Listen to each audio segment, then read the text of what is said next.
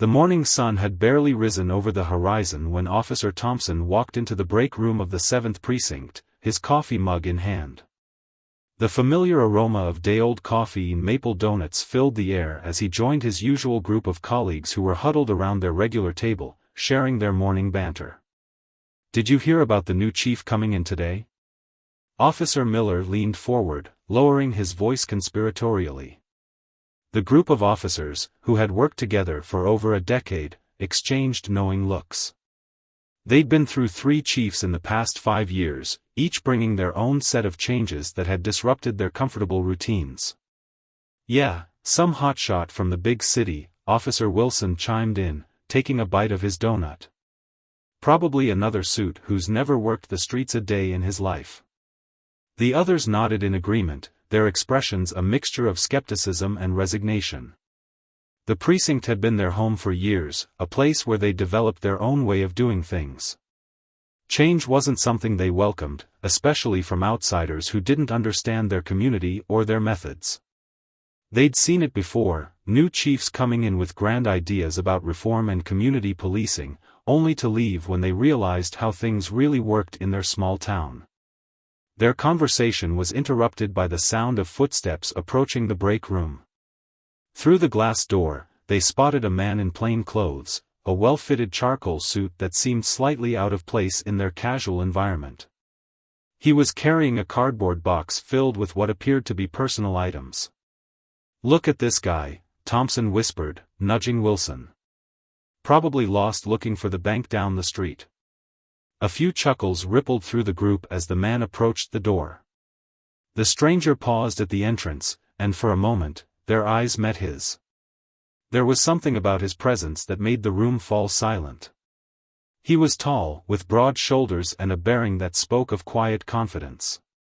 His suit, while expensive-looking, showed signs of wear that suggested it wasn't just for show. "Excuse me," the man said politely, "I'm looking for the chief's office." His voice was deep and measured, carrying a hint of authority that seemed natural rather than forced. Thompson, still caught up in their earlier mockery, couldn't resist.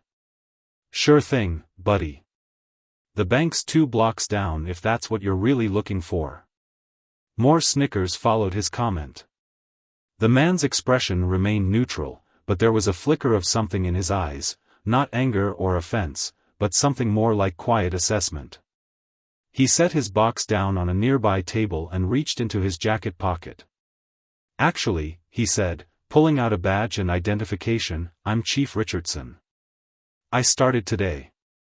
The silence that followed was deafening. The officers' faces transformed from amusement to shock as they realized their mistake. Chief Richardson had spent 25 years on the force in various roles, from walking the beat in some of the toughest neighborhoods to leading major investigations. His record spoke of numerous commendations and a reputation for being fair but firm. He'd earned his position through merit, hard work, and an unwavering commitment to justice. The chief picked up his box and walked toward the door, pausing briefly. "I'm having a meeting with all officers at 9 a.m. sharp. We'll be discussing some changes I plan to implement." His tone remained professional, giving no indication that the earlier interaction had affected him. As he left, the break room erupted into whispered conversations. Officer Thompson sat there, his coffee growing cold, as the weight of what had just happened settled over him. They had just mocked their new superior officer, and worse, they had done so based on appearances alone. The incident spread through the precinct like wildfire. Officers who weren't present heard about it within minutes, and the story seemed to grow with each retelling. Some officers defended their colleagues, saying it was just a misunderstanding, while others saw it as a wake-up call about their own biases. By 8:45 a.m., the briefing room was already full. Officers sat in tense silence, wondering what kind of leader Chief Richardson would prove to be. Would he seek revenge for the morning's disrespect? Would he make an example of Thompson and his group? As they waited, conversations turned to Chief Richardson's background. Someone had pulled up his service record, and the details were impressive. He'd started as a beat cop in one of the nation's most dangerous precincts, working his way up through narcotics, homicide, and internal affairs. He'd led successful operations against drug cartels and corrupt officers alike, earning both respect and enemies along the way. At precisely 9 a.m., Chief Richardson entered the room. The silence deepened as he walked to the front, his footsteps echoing against the linoleum floor. He carried himself with the same quiet confidence they'd seen earlier, but now there was something more, a presence that filled the room. "Good morning," he began, his voice carrying to every corner of the room without needing to raise it. "I know there's been some talk about what happened in the break room earlier." He paused, his eyes scanning the room. "I want to address that right away because it speaks to something important." The officers shifted uncomfortably in their seats, especially Thompson and his group, who felt every eye in the room occasionally glancing their way. But what Chief Richardson said next surprised everyone. "What happened this morning isn't unique to this precinct," he continued. "I've seen it throughout my career, and it's not just about race. It's about assumptions. Assumptions about who belongs where, who deserves respect, and who doesn't. These assumptions don't just affect us as officers, they affect how we serve our community." His words hung in the air, heavy with truth. He wasn't just talking about one incident, he was addressing a deeper issue that affected their entire profession. The room remained silent, but the quality of that silence had changed. It was no longer tense with anticipation of punishment, instead, it was filled with reflection. "I'm not here to point fingers or hold grudges," Chief Richardson said, his voice taking on a more personal tone. "I'm here because this precinct has potential. You have good officers, strong community ties, and a solid foundation. But we can do better. We must do better." As he spoke about his plans for the precinct, increased community engagement, better training programs, and new initiatives to build trust, the officers began to see a different side of their new chief. He wasn't just another administrator pushing papers, he was a cop who'd walked in their shoes and understood their challenges. The meeting ended with Chief Richardson inviting any officer who wanted to speak with him to come to his office. "My door is always open," he said, "but more importantly, my mind is too. I expect the same from each of you." As the officers filed out of the briefing room, there was a noticeable shift in their attitudes. The morning's incident, while embarrassing, had become a catalyst for change. Officer Thompson lingered behind, clearly wrestling with something. The chief noticed but didn't push, understanding that some revelations take time to process. The first day of Chief Richardson's leadership had barely begun, but already the precinct felt different. The morning's prejudices had been exposed, not through confrontation or punishment, but through quiet dignity and professional leadership. It was a lesson none of them would soon forget, and it was only the beginning of the changes to come. The following days at the 7th Precinct brought changes that nobody had expected. Chief Richardson's presence was felt everywhere, but not in the way most officers had feared. Instead of implementing harsh reforms or seeking retribution for the break room incident, he took a more subtle approach that slowly began to transform the department's culture. 1 week after his arrival, Officer Thompson was working the night shift and a call came in about a domestic disturbance in one of the city's most troubled neighborhoods. As he pulled up to the address, he was surprised to see another patrol car already there, and even more surprised to see Chief Richardson stepping out of it, wearing a standard police uniform instead of his usual suit. "Chief," Thompson called out, confusion evident in his voice. "I didn't expect to see you here." "I make it a point to work patrol shifts regularly," Richardson replied, checking his gear. "Helps me stay connected to what's really happening on the streets." There was no mention of their first encounter, no hint of lingering resentment. Instead, his voice carried the focused professionalism of a veteran officer preparing for a potentially dangerous situation. The call turned out to be more complex than initially reported. Inside the apartment, they found a young mother trying to protect her children from an aggressive ex-partner who had been drinking. The situation was volatile, with emotions running high and the potential for violence simmering just below the surface. Thompson watched as Chief Richardson handled the situation with a level of skill that could only come from years of experience. He didn't rely on authority or intimidation. Instead, he used empathy and understanding while maintaining firm boundaries. He spoke to the ex-partner with respect but was unwavering in his message about the consequences of any violent actions. "You're better than this," Richardson said to the man, who was now sitting on the couch, his anger slowly deflating. "I understand you're hurting, but these kids are watching. They're learning from what they see. What do you want them to learn tonight?"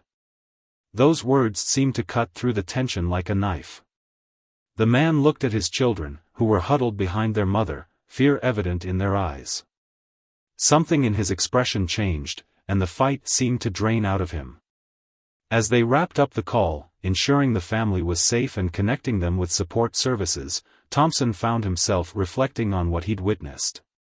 The chief hadn't just defused a situation, he'd potentially changed the trajectory of a family's life through his approach. Back at the station, Richardson invited Thompson to his office. The walk there felt longer than usual, with Thompson's mind racing through all the possibilities of what the chief might want to discuss. But when they sat down, the conversation took an unexpected turn. "Tell me about your experience with domestic calls," Richardson said, leaning back in his chair. "What patterns have you noticed? What approaches have worked for you?" Thompson was taken aback. He'd expected a lecture or criticism, but instead, the chief was asking for his input, treating him as a valuable source of information about the community they served. As they talked, Thompson found himself opening up about the challenges he'd faced, the frustrations of seeing the same cycles of violence repeat, and his own struggles to make a difference. "You know," Richardson said after listening intently, "when I first started as a rookie cop, I thought our job was about enforcing the law, plain and simple. But over the years, I've learned that it's really about understanding people. The law is just our framework, it's how we apply it that makes the difference." The conversation shifted to Richardson sharing stories from his own career, including mistakes he'd made and lessons he'd learned. He talked about times when his own prejudices had clouded his judgment and how he'd worked to overcome them. There was no preaching, no moral superiority, just honest reflection from one officer to another. As the night shift continued, word spread through the precinct about the chief working patrol. Officers who had been skeptical of his leadership began to see him in a different light. Here was a chief who wasn't just talking about understanding their challenges, he was living them alongside his officers. The next morning's briefing had a different energy. Officers who normally sat in their usual cliques were mingling more freely, sharing stories and experiences. The divide that had been so apparent during Richardson's first day seemed to be slowly breaking down. During the briefing, Richardson introduced a new initiative, regular community engagement sessions where officers would meet with residents in informal settings to build relationships and understand neighborhood concerns. Some officers rolled their eyes, seeing it as just another administrative requirement, but Thompson found himself thinking about the family from the previous night. "The goal isn't to hit some quota of community meetings," Richardson explained, seeming to read the room's skepticism. "It's about changing how our community sees us, and more importantly, how we see them." Last night, Officer Thompson and I responded to a call that could have gone very differently if we'd approached it as just enforcing the law rather than understanding the human situation. Thompson felt eyes turn to him, but for the first time, the attention didn't make him uncomfortable. He realized that something had shifted in his own perspective. The chief's words about assumptions and prejudices from that first day were starting to make more sense. After the briefing, several officers approached Thompson to hear about working with the chief on patrol. As he recounted the domestic call, he found himself emphasizing different aspects than he might have before: the importance of listening, the impact of showing respect, the power of treating people with dignity even in their worst moments. Later that day, Thompson was in the break room, the same one where the infamous first encounter had occurred, when Chief Richardson walked in. This time, there was no mockery, no assumptions. Instead, officers moved to make space for him at their table, genuinely interested in his perspective on various issues facing the department. As Richardson sat down with his coffee, he pulled out a folder containing statistics about their precinct's response times and arrest rates. But instead of lecturing about performance metrics, he asked questions about the officers' experiences and insights.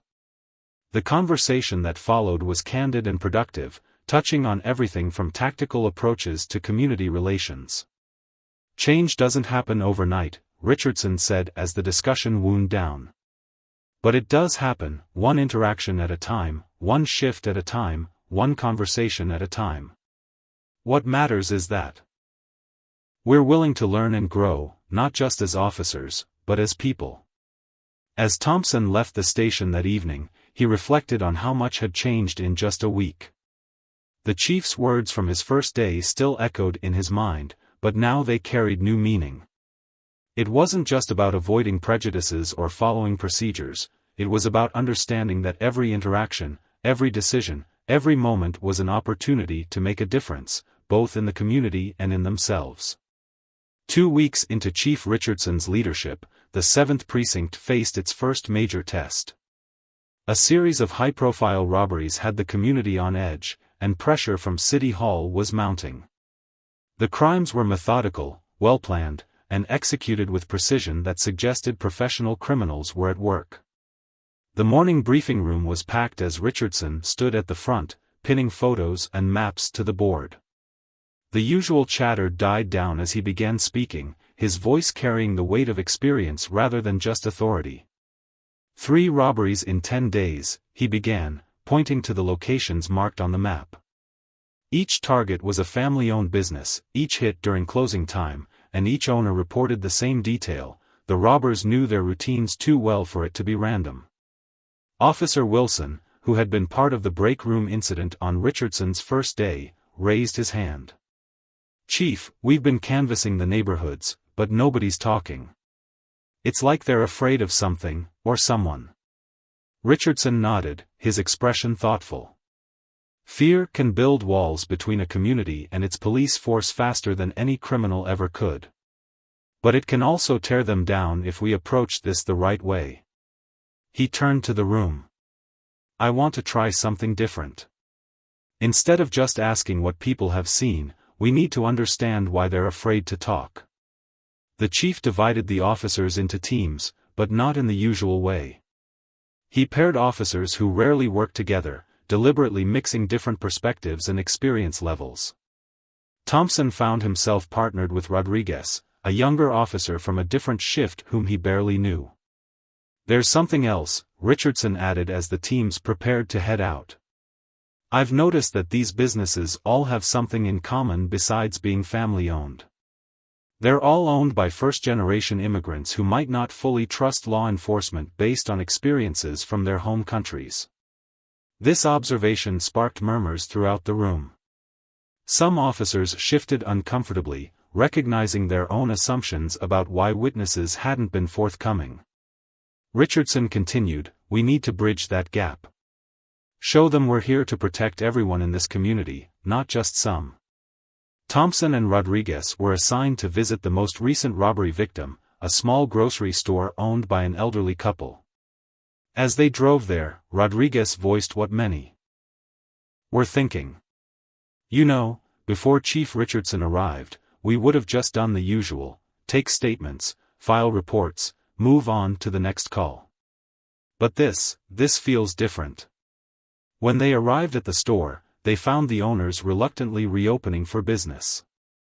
The husband was replacing a broken lock while his wife restocked shelves, both wearing expressions of resigned determination. Instead of launching into questioning, Thompson remembered Richardson's approach from the domestic call. "Would you mind if we helped you restock while we talk?" Thompson offered, surprising both the owners and himself with the suggestion. The elderly couple exchanged glances before the wife nodded, a small smile breaking through her worried expression. As they worked together, the conversation flowed more naturally. The couple gradually opened up about their experiences, not just about the robbery, but about their 20 years running the store, their struggles and successes, and their deep connection to the community. "You know," the wife said, pausing to adjust a display, "in all these years, no police officer has ever offered to help like this. They come, they write in their notebooks, they leave. But you are different now." Back at the precinct, similar stories emerged from other teams. Officers who had taken Richardson's approach of building trust first were getting more detailed information, noticing patterns that hadn't been visible before. The wall of silence was beginning to crack. During the afternoon briefing, Richardson stood at the front of the room again, but this time the map was filled with new details, small pieces of information that began to form a larger picture. "What we're seeing here isn't just about the robberies," he explained. "It's about understanding our community's dynamics." Officer Miller, who had been analyzing the patterns, raised an important point. "Chief, we're seeing something interesting. These businesses weren't just random targets. They're all places that serve as community hubs, where people gather and share information. It's like someone's trying to send a message." Richardson nodded, a grim expression crossing his face. "Exactly. This isn't just about money. It's about power and control. Someone's trying to isolate these communities, make them feel vulnerable and alone." He paused, letting the implication sink in.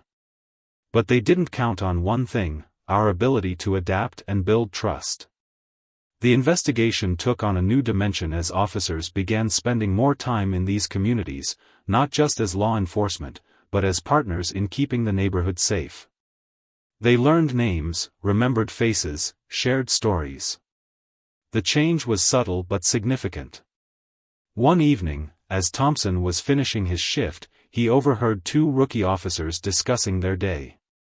"You know what's weird?" one said to the other. "When I first joined the force, I thought being a good cop was about being tough, showing authority.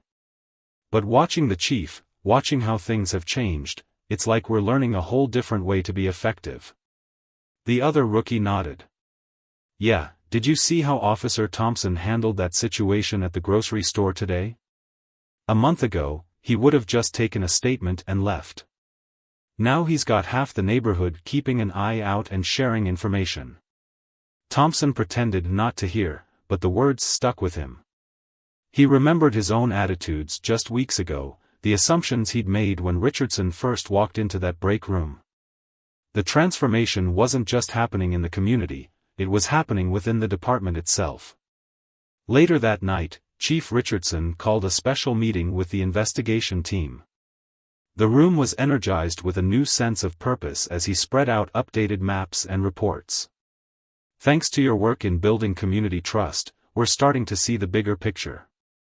These aren't just random crimes, they're part of a larger attempt to control these neighborhoods through fear." As the team discussed theories and evidence, Thompson noticed something remarkable. Officers who had once been resistant to Richardson's methods were now some of their strongest advocates. The success they were seeing wasn't just in solving crimes, it was in transforming how the entire precinct approached its role in the community. The night ended with a clear plan for moving forward, but the real victory wasn't just in the progress of the investigation. It was in the visible change in how officers viewed their role and their relationship with the community they served. Richardson's leadership had sparked a transformation that went far beyond solving a series of robberies, it was about reimagining what effective policing could look like. 3 weeks into the investigation, a breakthrough finally came from an unexpected source. It wasn't through traditional police work, but through the new networks of trust that Chief Richardson had helped build within the community. A young store clerk, working at one of the previously targeted businesses, called Officer Thompson directly instead of the emergency line. "Something doesn't feel right," the clerk whispered into the phone, his voice tense with worry. "There's been this guy coming in every day this week, asking weird questions about our closing procedures, our security cameras. It's just like what my cousin said happened at his shop before they got hit." Thompson sat up straighter at his desk, immediately alert. "You did the right thing by calling," he assured the clerk, already reaching for his keys. Stay calm, act normal. We'll handle this. After hanging up, he went straight to Chief Richardson's office, finding the door open as always. The chief was reviewing case files, his jacket draped over his chair and sleeves rolled up, a stark contrast to the formal image he'd presented on his first day. He looked up as Thompson entered, immediately recognizing the urgency in his officer's expression. "We might have something, Chief," Thompson said, quickly explaining the situation. Richardson listened intently, asking pointed questions that showed his years of investigative experience. "This is exactly what we've been waiting for," Richardson said, standing up. "The community isn't just giving us information anymore, they're actively helping us prevent crimes before they happen. This is what real trust looks like." Within an hour, an operation was in place. But unlike traditional stakeouts, this one involved the entire community. Shop owners casually kept watch from their windows, teenagers on bikes provided updates about suspicious vehicles, and elderly residents sitting on their porches became extra sets of eyes. Thompson and Rodriguez set up surveillance in an unmarked car, while other officers positioned themselves strategically throughout the neighborhood. Chief Richardson coordinated from a mobile command center, but in typical fashion, he wasn't content to just give orders, he was actively involved, wearing plain clothes and monitoring the situation from inside the store. As closing time approached, the tension in the air was palpable. The clerk continued his normal routine, though Thompson could see the young man's hands shaking slightly as he began the closing procedures. Just as the last customer was leaving, a group of 3 men entered the store. "Subjects entering now," Thompson whispered into his radio. Multiple individuals, matching the previous descriptions. What happened next was a testament to the changes Richardson had brought to the precinct. Instead of rushing in with sirens blazing, the officers waited, watched, and coordinated. They knew that catching the criminals in the act was crucial, but equally important was ensuring everyone's safety. The robbers were professionals, just as they'd suspected. They moved with practiced efficiency, clearly following a rehearsed plan. But they hadn't counted on one thing: the entire community was working against them. When one of the robbers tried to access their planned escape route through a back alley, they found it blocked by a broken-down delivery truck, strategically placed there by a local business owner. When another attempted to call their getaway driver, they discovered their cell signals were being blocked by equipment the police had installed earlier. Chief Richardson, still inside the store, maintained his cover as an ordinary customer, carefully observing while positioning himself to protect the clerk if necessary. The moment the robbers revealed their weapons, he gave the signal. The operation went down with clockwork precision. Officers moved in from all directions, while community members ensured no civilians wandered into the danger zone. The robbers, finding themselves completely surrounded and cut off from escape, surrendered without firing a shot. As Thompson helped secure the scene, he couldn't help but notice the difference from similar operations in the past. Community members weren't viewing the police as invaders in their neighborhood, they were celebrating them as partners in keeping their community safe. The elderly couple from the grocery store that had been robbed earlier showed up with coffee and sandwiches for the officers working the scene. Other business owners came by to offer support and information about similar suspicious activities they'd observed. The barrier between police and community had been transformed into a bridge. Back at the precinct, during the debriefing, Chief Richardson made sure to recognize everyone's contribution, not just the officers, but the community members as well. "This is what real community policing looks like," he said, his voice filled with pride. "It's not us versus them. It's all of us working together." Officer Miller, who had been one of the most skeptical of Richardson's methods initially, spoke up. "Chief, I've been on the force for 15 years, and I've never seen anything like this. These people weren't just cooperating with us, they were actively helping us protect their neighborhood." Richardson nodded, a knowing smile on his face. "That's because we stopped seeing them as just witnesses or victims or suspects. We started seeing them as partners. He paused, looking around the room. Remember that first day, when some of you made assumptions about me based on how I looked? That's the same kind of thinking that kept us from really connecting with this community before. The room fell silent as officers reflected on how much had changed since that morning in the break room. Thompson, in particular, felt the weight of that memory, but now it was accompanied by a sense of growth and understanding rather than shame. Later that evening, as Thompson was preparing to end his shift, he found himself back in that same break room. Chief Richardson was there, making coffee just like any other officer. The scene was so different from their first encounter: no tension, no assumptions, just mutual respect built through shared experiences and understanding. "You know," Thompson said, finally voicing something he'd been thinking about for weeks, "that first day, when I..." He struggled to find the right words. Richardson held up a hand, his expression understanding. "The measure of a person isn't in never making mistakes," he said. "It's in how they learn from them. And this precinct? We've all learned and grown together." As they talked, other officers joined them, and the conversation naturally turned to the successful operation. But it wasn't just about catching criminals anymore. They discussed the families they'd met, the stories they'd heard, the connections they'd made. The break room, once a place of division, had become a space for sharing experiences and building understanding. The day's success marked a turning point for the 7th Precinct. They had proved that Richardson's approach wasn't just idealistic theory, it was practical, effective law enforcement that made everyone safer. But more than that, they had shown that real change was possible, not through force or authority, but through understanding, respect, and genuine community partnership. The successful resolution of the robbery case brought unexpected attention to the 7th Precinct. Local news outlets picked up the story, focusing on how the community and police had worked together to solve the crime. While the positive press was welcome, it also brought new challenges that would test the department's commitment to change. One morning, Chief Richardson called an emergency meeting.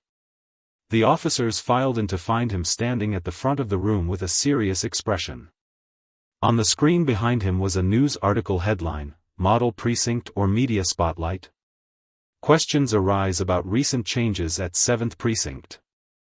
"I know you've all seen the coverage," Richardson began, his voice steady. "Some people are saying we got lucky.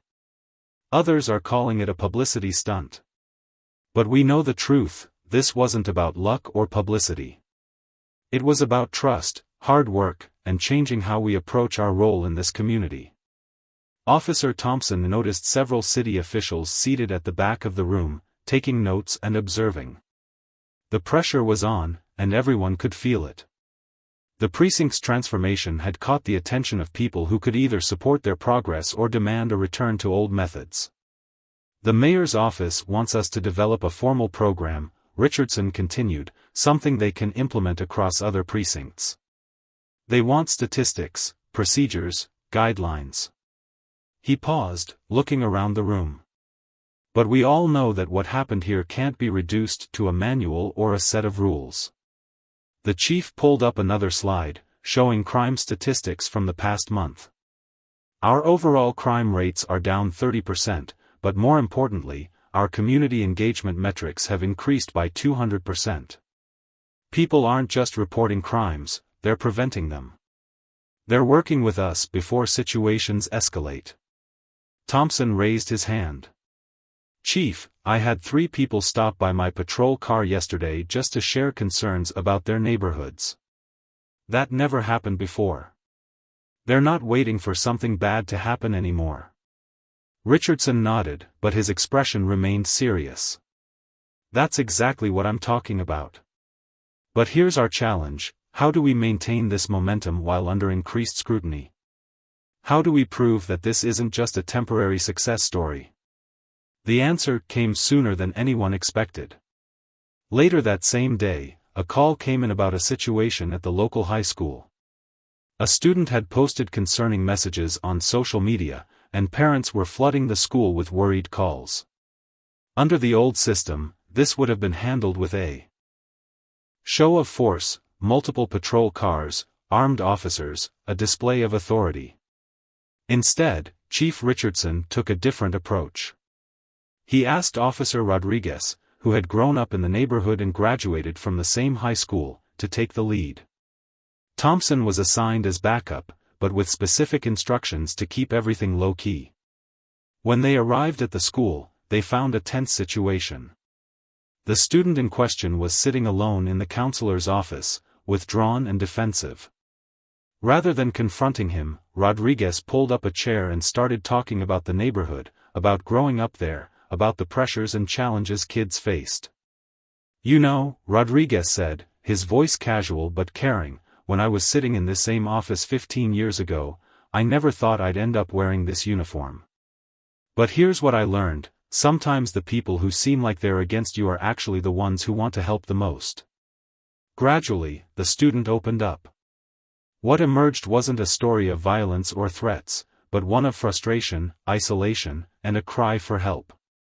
The concerning posts had been a misguided attempt to be heard, to make people pay attention to problems that felt overwhelming. Thompson watched as Rodriguez handled the situation with a skill that no training manual could teach: genuine empathy combined with professional judgment. By the end of the day, they had not only prevented a potential crisis but had also connected the student and his family with counseling services and community support programs. Back at the precinct, the city officials who had observed the morning meeting were waiting to speak with Chief Richardson. Thompson overheard snippets of their conversation as he passed by the office. "This isn't what we expected," one official was saying. "We thought you'd have some new enforcement strategy or technological solution. But what we're seeing is much more fundamental." Richardson's response was clear and confident. "That's because we're not just changing procedures, we're changing culture. It's not about having more tools or better weapons. It's about building relationships that prevent crimes before they happen." The next day's briefing took on a different tone. Instead of just reviewing incidents and assignments, officers began sharing stories of successful interventions, times when they had prevented situations from escalating by applying the principles they'd learned under Richardson's leadership. Officer Miller shared how he'd defused a potentially violent situation at a local convenience store not through force, but by recognizing signs of mental health crisis and responding with appropriate resources. Officer Wilson described how regular conversations with local business owners had led to early warnings about drug activity, allowing them to address the problem before it took root. "What we're doing here isn't just about solving crimes," Richardson explained to the visiting officials who had stayed to observe. "It's about understanding that every interaction is an opportunity to either build trust or break it. Every call is a chance to show that we're not just enforcement officers, we're part of this community." As the day progressed, Thompson found himself reflecting on how much had changed. The break room, once a place of casual prejudice and assumptions, had become a space for sharing insights and strategies. Officers who had once competed to make the most arrests now took pride in preventing situations from requiring arrests at all. During his patrol, Thompson stopped at the grocery store that had been robbed weeks earlier. The elderly couple who owned it had become informal ambassadors for the precinct's new approach, often telling other business owners about how the police had helped them. "You know," the wife said as she handed Thompson his usual coffee, "people used to see a police car and worry about what was wrong. Now they see you and think about what's going right." Later that evening, as the shift was changing, Chief Richardson gathered everyone for a final thought. "The spotlight is on us now," he said, "but that's not what matters. What matters is that we continue to do this work not because people are watching, but because it's right. Because it works. Because it makes our community stronger." Thompson looked around the room at his fellow officers. The transformation wasn't just in how they policed, it was in how they saw themselves and their role in the community. The skepticism that had greeted Richardson on his first day had been replaced by something more valuable: genuine belief in a better way of doing things. As he headed home, Thompson passed the high school where the crisis had been averted earlier. The lights were on for an evening program, one of many community initiatives that had sprung up as trust between the police and residents grew. It was a small thing, but it represented something bigger, a community that was growing stronger together, with its police force as partners rather than just protectors. The success of the 7th Precinct had created ripples throughout the city's law enforcement community.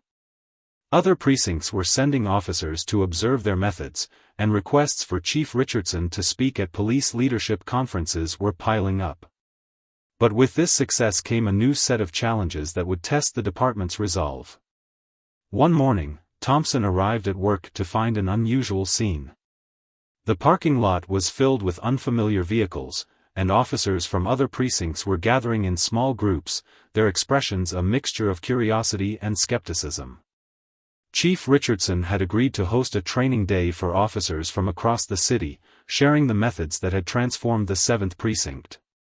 "I'm not going to lie to you," Richardson addressed the assembled officers in the briefing room. "What we're doing here isn't easy. It's not about following a set of rules or checking boxes on a form. It's about changing how we think about our role in the community." The visiting officers shifted uncomfortably as Richardson described their approach. One spoke up, his voice tinged with doubt. "With all due respect, Chief, this sounds great in theory, but we deal with serious crimes. How does building relationships help when you're facing armed suspects?" Richardson nodded, having expected this question. "Officer Thompson," he called out, "would you share what happened last week at the convenience store?" Thompson stood, feeling the eyes of every officer in the room on him. "We got a call about an armed robbery in progress," he began. "But because we had built relationships in that neighborhood, we had real-time information from community members about the suspect's movements. Local business owners used our community alert system to warn others, and a neighborhood watch volunteer provided crucial details about the getaway vehicle. The result?" Richardson continued. "Suspect apprehended without a single shot fired, no injuries, and minimal risk to officers or civilians. That's not luck, that's what happens when a community works with its police force instead of fearing it." The day progressed with practical demonstrations and role-playing scenarios. Thompson watched as officers who had initially been skeptical began to engage with the training, particularly during a session on de-escalation techniques led by Officer Rodriguez. During lunch break, Thompson overheard two visiting officers discussing the morning sessions. "You know what's weird?" one said. "I always thought community policing meant being soft on crime. But these guys are actually solving more cases and having better outcomes." The afternoon brought a real test of their methods. A call came in about a potentially volatile situation at a local community center. A group of teenagers had gotten into an argument that was threatening to escalate into violence. Rather than sending just police officers, Richardson deployed what he called a community response team, a mix of officers, local youth counselors, and community leaders. The visiting officers watched as the situation was diffused not through shows of force, but through conversation and understanding. The teenagers, it turned out, were from rival schools, and the conflict had started over social media posts. Instead of making arrests, the team worked to mediate the dispute and connect the young people with mentorship programs. "This is what we mean by prevention over reaction," Richardson explained to the observers. "Yes, we could have gone in with tactical gear and taken control through force. But what would that have taught these kids? Instead, we showed them there's a better way to resolve conflicts." Later that afternoon, during a break in the training, Thompson found himself in conversation with an officer from another precinct who had been particularly skeptical earlier. "I've been on the force for 20 years, the officer admitted, and I always thought change meant throwing out everything we knew. But what you're doing here, it's like you're adding tools to our toolkit, not taking them away." The day's most powerful moment came during the final session. Chief Richardson had invited community members to speak directly to the visiting officers about their experiences with the new approach. An elderly gentleman who owned a small business in the neighborhood stood up to share his story. 6 months ago, I wouldn't have set foot in a room full of police officers," he said, his voice steady but emotional. "Now, I have officers stopping by my shop just to check in. They know my grandkids' names. They care about what happens in our neighborhood. That's not just good policing, that's good humanity." As the training day wound down, Thompson noticed Chief Richardson in deep conversation with several police administrators from other precincts. The chief's words carried across the room: "The hardest part isn't changing procedures or policies. It's changing hearts and minds, both in the department and in the community." That evening, after the visitors had left, the regular officers of the 7th Precinct gathered for their usual end-of-shift briefing. The mood was different. Explaining their methods to others had helped them see just how far they'd come. "Today wasn't just about teaching other departments," Richardson said, looking around the room. "It was about reminding ourselves why we do this. Every time we choose understanding over force, communication over confrontation, we're not just making our jobs easier, we're making our community stronger." Officer Miller spoke up, his voice thoughtful. "You know what I realized today, Chief? When you first came here, some of us thought you were going to make our jobs harder. But by building these relationships, by treating people with respect, it's actually made everything easier." Thompson nodded in agreement, remembering the break room incident that had started it all. The department's transformation hadn't just changed how they policed, it had changed how they saw themselves and their role in the community. As the meeting concluded, Richardson shared some news. The mayor's office called. "They want to use our precinct as a model for a citywide community policing initiative. But before we agree, I want to hear from all of you. This isn't just my program, it's something we've built together." The response was unanimous. Officers who had once resisted change were now its strongest advocates. They had seen firsthand how building trust and treating people with dignity not only made their jobs safer but also more fulfilling. Walking to his car that evening, Thompson passed the community center where they had handled the teenage dispute earlier. Through the windows, he could see a youth program in session, one of many initiatives that had sprung up as partnerships between the police and community grew stronger. A group of teenagers noticed him and waved, some of the same ones who had been involved in the near-fight earlier. It was a small gesture, but it represented everything they had been working toward, a community where police officers were seen not as threats, but as partners in building a safer, stronger neighborhood. 2 months after Chief Richardson's arrival, the 7th Precinct faced its greatest challenge yet. A series of budget cuts had hit the city's police department, and each precinct was being asked to reduce its operational costs. For many, this meant cutting back on community programs, the very initiatives that had helped transform the 7th Precinct. The morning briefing room was tense as Richardson addressed his officers. "I won't sugarcoat this," he began, his voice firm but concerned. "The city wants us to show concrete results that justify our community-focused approach. They're looking at numbers, statistics, and cost-effectiveness." Officer Thompson felt a knot forming in his stomach. He'd seen how their new methods had transformed the community, but he knew that some changes weren't easily quantifiable. How do you measure prevented crimes? How do you put a number on trust?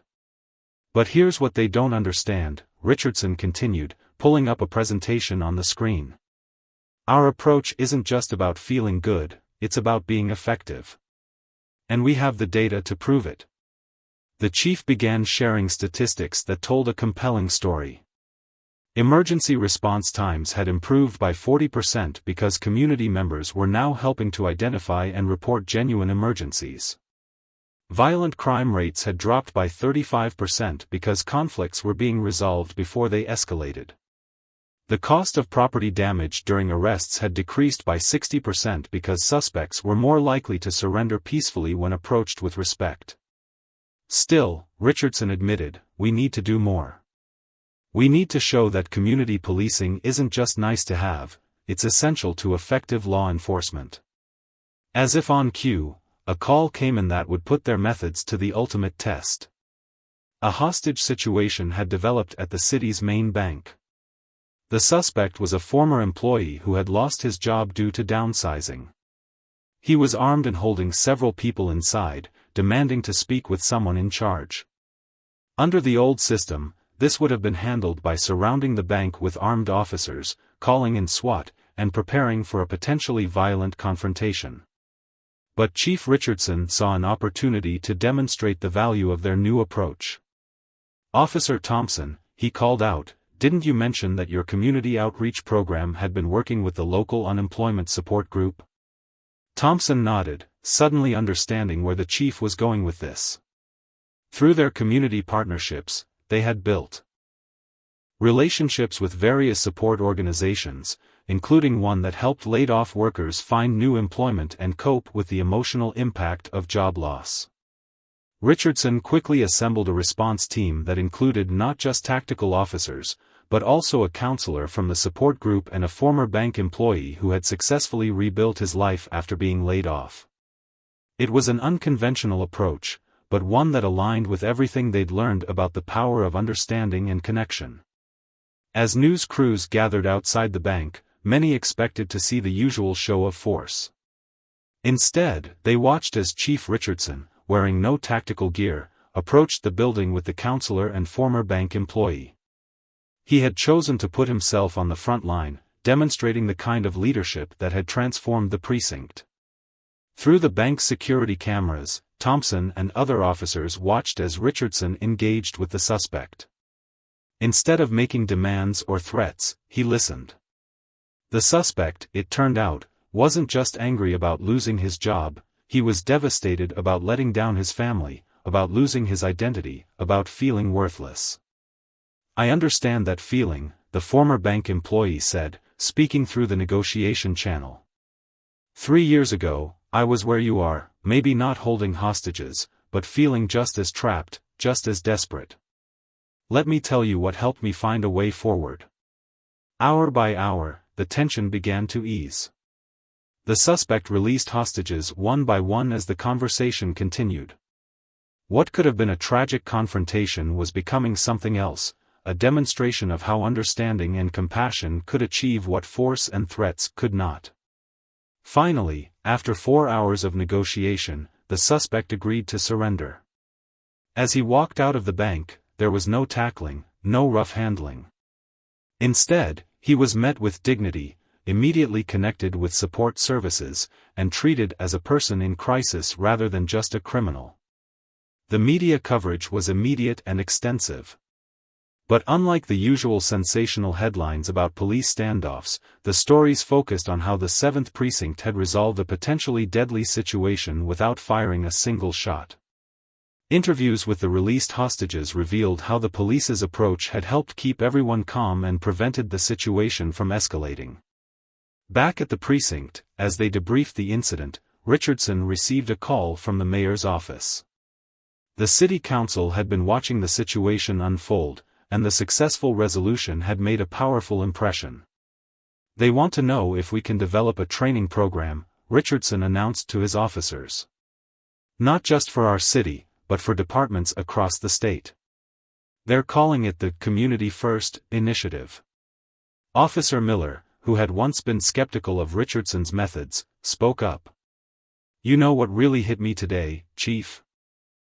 When that suspect came out, he wasn't just surrendering to police officers, he was accepting help from his community. That's what makes our approach different." Thompson thought back to that first day in the break room, when they had judged Richardson based on appearances. How far they had come from those moments of prejudice and assumption. Their transformation hadn't just changed how they handled crises, it had changed how they saw their role in society. Later that evening, as Thompson drove through his patrol area, he noticed something remarkable. People weren't hurrying inside when they saw his police car.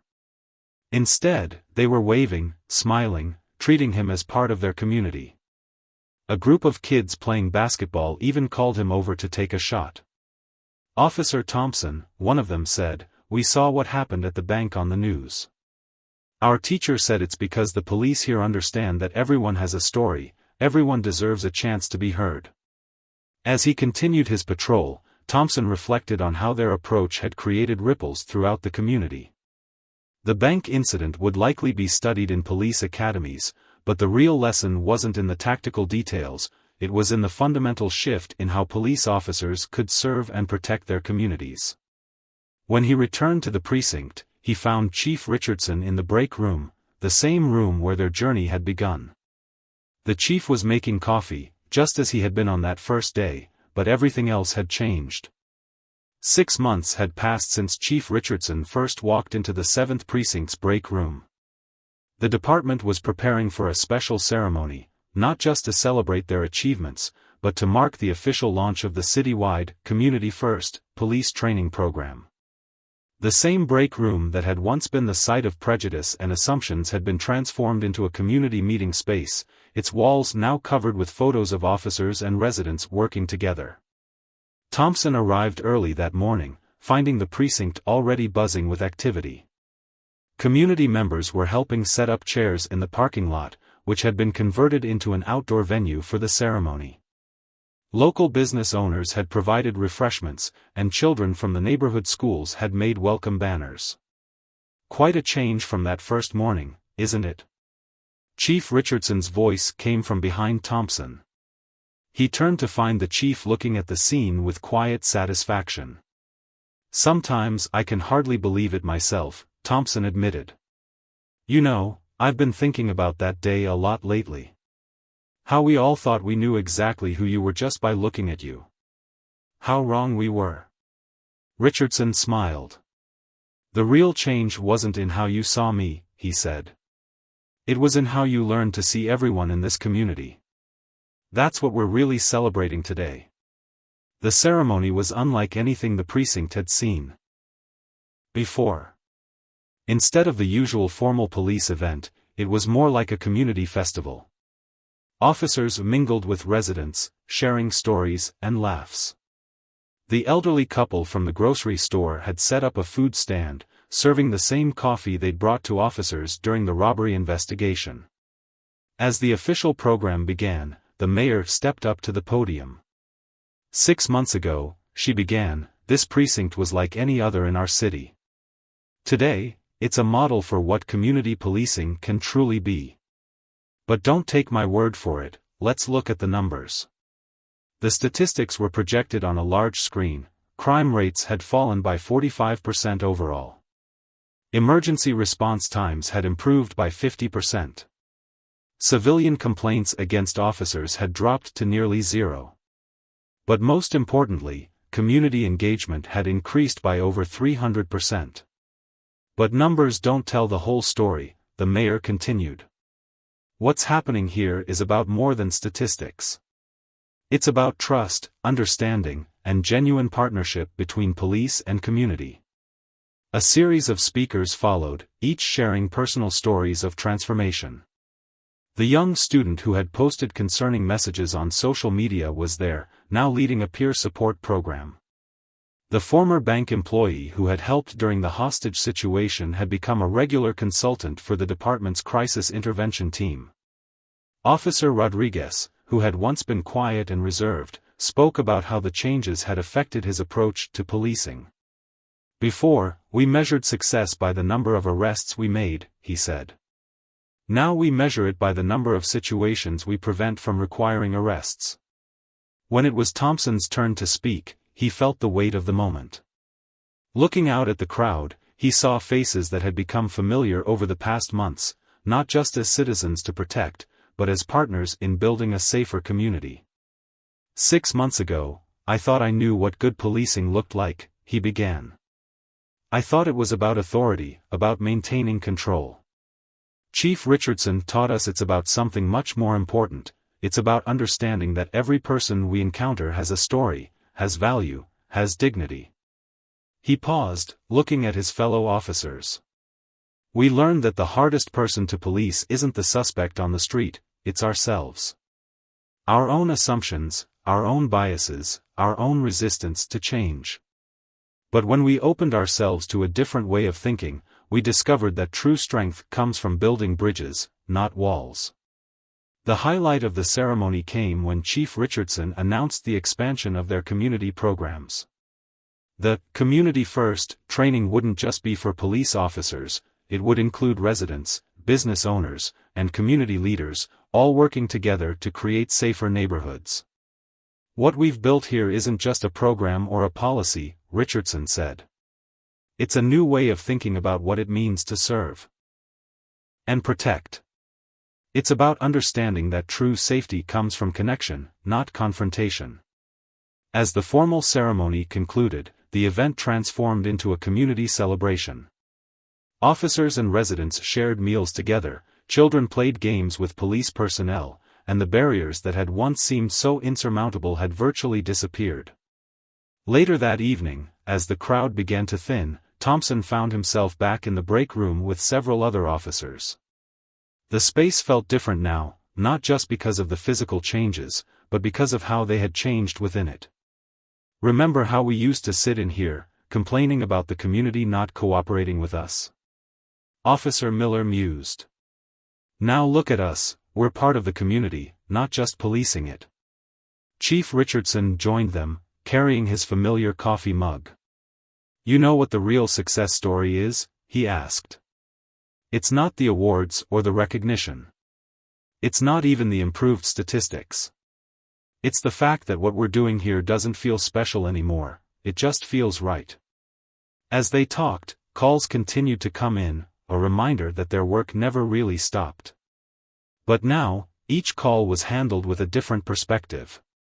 Officers responded not just as law enforcement, but as community partners, equipped with understanding, respect, and a network of support.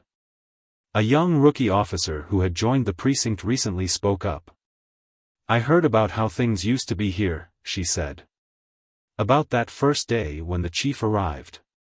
It's hard to imagine now." Thompson looked around the room, at the faces of his fellow officers, at the community photos on the walls, at the chief who had changed everything not through force or authority, but through example and understanding. "That's exactly the point," he replied. "It should be hard to imagine. Because once you understand there's a better way to serve and protect, you can't go back to the old way of thinking." As the evening wound down, Chief Richardson gathered his officers for one final thought. "Tomorrow, departments from across the country will start sending their officers here for training. They'll want to know our secrets, our special techniques. But what we'll really be teaching them is something much simpler, that true change starts with being willing to see things differently." The lights of the precinct reflected off the recently installed community bulletin board, where notices of upcoming events shared space with police advisories. It was a small detail, but it represented everything they had achieved, a true partnership between police and community, built on mutual respect and understanding. As Thompson headed home that night, he passed several residents who waved and called him by name. 6 months ago, such friendly interactions would have seemed impossible. Now they were just part of daily life in a precinct that had learned to see beyond appearances, beyond assumptions, beyond and protect. It's about understanding that true safety comes from connection, not confrontation. As the formal ceremony concluded, the event transformed into a community celebration. Officers and residents shared meals together, children played games with police personnel, and the barriers that had once seemed so insurmountable had virtually disappeared. Later that evening, as the crowd began to thin, Thompson found himself back in the break room with several other officers. The space felt different now, not just because of the physical changes, but because of how they had changed within it. "Remember how we used to sit in here, complaining about the community not cooperating with us?" Officer Miller mused. "Now look at us, we're part of the community, not just policing it."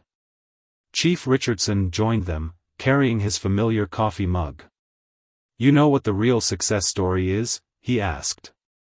"It's not the awards or the recognition. It's not even the improved statistics. It's the fact that what we're doing here doesn't feel special anymore, it just feels right." As they talked, calls continued to come in, a reminder that their work never really stopped. But now, each call was handled with a different perspective. Officers responded not just as law enforcement, but as community partners, equipped with understanding, respect, and a network of support. A young rookie officer who had joined the precinct recently spoke up. "I heard about how things used to be here," she said. "About that first day when the chief arrived. It's hard to imagine now." Thompson looked around the room, at the faces of his fellow officers, at the community photos on the walls, at the chief who had changed everything not through force or authority, but through example and understanding. "That's exactly the point," he replied. "It should be hard to imagine. Because once you understand there's a better way to serve and protect, you can't go back to the old way of thinking." As the evening wound down, Chief Richardson gathered his officers for one final thought. "Tomorrow, departments from across the country will start sending their officers here for training. They'll want to know our secrets, our special techniques. But what we'll really be teaching them is something much simpler, that true change starts with being willing to see things differently."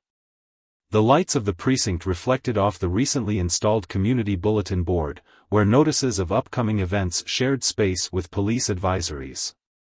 It was a small detail, but it represented everything they had achieved, a true partnership between police and community, built on mutual respect and understanding. As Thompson headed home that night, he passed several residents who waved and called him by name. 6 months ago, such friendly interactions would have seemed impossible. Now they were just part of daily life in a precinct that had learned to see beyond appearances, beyond assumptions. Beyond the old ways of thinking about police work. The 7th Precinct story had become more than just a successful police reform case study, it was a testament to the power of human connection and the possibility of real change. What had started with a moment of prejudice in a break room had evolved into a movement that would influence law enforcement across the nation, one relationship at a time.